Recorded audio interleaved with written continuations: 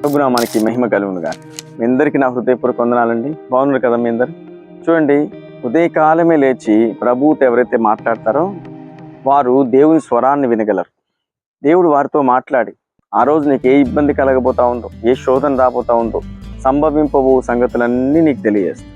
ఇప్పుడు ఉదయాన్నే లేచి ఎవరితోనో మాట్లాడితే కాదు, ఏ దాంట్లోనో మునిగిపోతే కాదు, ఉదయకాలమే ప్రభుతోనూ మాట్లాడితే, ప్రభు నామంలో ప్రార్థిస్తే తప్పకుండా దేవుడు నీకు జవాబిస్తాడు. ఒక మాట మీకు జ్ఞాపకం చేస్తాను. ప్రకటన గ్రంథం 2వ అధ్యాయం 7వ వచనం, చెవిగలవాడు ఆత్మ సంగములతో చెప్పుచున్న మాట వినుగాక. దేవునికి స్తోత్రం కలుగుగాక. దేవుని స్వరాన్ని వినగలిగే అనుభవంలో నువ్వు ఉండాలి. ఎందుకంటే ఆయన మాట్లాడే దేవుడు. నిన్ను మాట్లాడి సరైన తన దారిలో నడిపించడానికి నీతో మాట్లాడాలని ప్రభుకి ఇష్టం. చాలామంది ప్రభువు మాట్లాడుతున్నా వినరండి. వీళ్ళ ఇష్టం వీళ్ళది, వీళ్ళ మార్గం వీళ్ళది, ఇంకా వాళ్ళు ఎటు పోతుంటే అటు పోతూ ఉంటారు. కానీ దేవుని మాట ప్రకారం, వాక్య ప్రకారం జీవించాలని కొంతమందికి ఆశ ఉంది. ఒక చిన్న విషయం మీకు చెప్తాను. ఒక ఆయనట దైవ సేవకుడు విమానం ఎక్కి వేరే దేశానికి వెళ్ళాలని విమానంలో ఎక్కి కూర్చున్నాడు. అతను ఎప్పట్లాగే విమానం ఎక్కిన తర్వాత కూర్చొని మౌనంగా ప్రార్థన చేస్తూ ఉన్నాడు. అందరూ ఏవేవో మాట్లాడుకుంటున్నారు, వాళ్ళతో ఏ సంబంధం లేకుండా ఆయన మౌనంగా ప్రార్థన చేస్తూ ఉంటే ప్రభు ఆయనకు ఒక మాట చెప్తా ఉన్నాడు. ఒక రక్తం చూపిస్తూ ఉన్నాడు. ఆ రక్తం చూపించిన తర్వాత వెంటనే ఫ్లైట్ దిగి వెళ్ళిపో, ఈ ఫ్లైట్ ప్రమాదంలో పడబోతా ఉందని చెప్పాడు. వెంటనే ఆయన ఆశ్చర్యపడి లేచి అక్కడున్న వాళ్ళందరికీ చెప్పాడంటే, ఈ ఫ్లైట్ ప్రమాదంలో ఉంది, నాతో పాటు మరి నమ్మితే దిగ్గగలిగిన వారందరూ దిగండి అంటే, అక్కడ అందరూ ఆయన ఎగతాళిగా మాట్లాడి అపహాస్యాస్పదంగా ఆయన నవ్వుతూ హేళనాస్పదంగా మాట్లాడాడు. ఆయనతో పాటు ఒక్కరు కూడా దిగలేదంట. నీకు పిచ్చి పట్టిందా? ఈ ఫ్లైట్ ప్రమాదంలో ఉండడం ఏంటి? నీకు ఎవరు చెప్పారంటే, యేసు ప్రభు నాకు దేవుడు చెప్తున్నాడంటే వాళ్ళంతా మళ్ళీ ఎగతాళిగా మాట్లాడి నవ్వుతూ ఉన్నారంట. ఆ నవ్వుల మధ్యలోనే ఆయన మౌనంగా ఆ ఫ్లైట్ దిగి వెళ్ళిపోయాడు.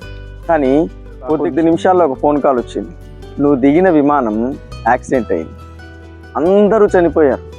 పరిశుద్ధ ఆత్మదేవుడు ముందే చూపించాడు. చూడండి, రక్తం చూపించాడు, పడబోతా ఉందని చూపించాడు, జాగ్రత్త పరిచాడు కూడా.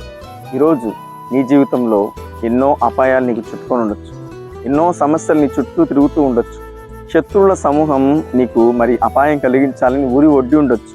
కానీ వాటన్నిటి నుంచి నేను తప్పించేది ఎవరు? పరిశుద్ధ ఆత్మదేవుడు. మరి ఆయన స్వరాన్ని నువ్వు వినగలిగితే అపాయంలన్నిట్లోంచి ప్రభు నిన్ను విడిపిస్తాడు. చూడండి, ఈ విమానం పడిపోతా ఉందని ఎవరు చెప్పారు? ఎవ్వరు చెప్పలేదు. పరిశుద్ధ ఆత్మదేవుడు ఆయనకి చెప్పాడు కాబట్టి, ఆ స్వరాన్ని విన్నాడు కాబట్టి ఆ తను తాను జాగ్రత్త పరుచుకొని దిగగలిగాడు. లేకపోతే వారందరితో పాటు ఈయన కూడా మరణించేవాడు. ఈరోజు నిన్ను మరణం వెంబడిస్తూ ఉండొచ్చు, శోధన వెంబడిస్తూ ఉండొచ్చు, అపాయం నీకు వెంబడిస్తూ ఉండొచ్చు, నీ కుటుంబానికి మరి శోధన సంభవించవచ్చు. వాటన్నిటిలో నుంచి నిన్ను విడిపించేది యేసుక్రీస్తు ప్రభు.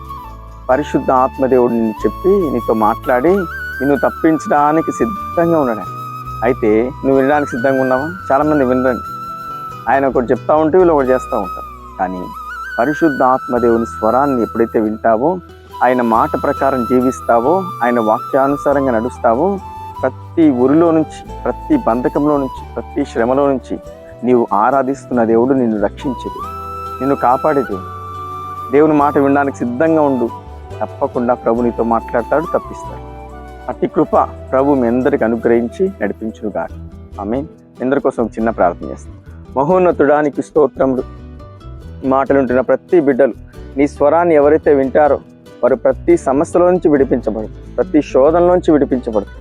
ప్రభు నీ స్వరాన్ని విని ఆ మాట ప్రకారం జీవించే కృప ప్రతి ఒక్కరికి దయచేయమని యేసు నామములో ప్రార్థిస్తున్నాము పరమ తండ్రి. ఆమేన్. వీడియో చూసిన ప్రతి ఒక్కరిని ప్రభు దీవించి ఆశీర్వదించి అన్ని విషయాల్లో ఆయన స్వరం విని తప్పించబడుదురు గాక. ఆమేన్.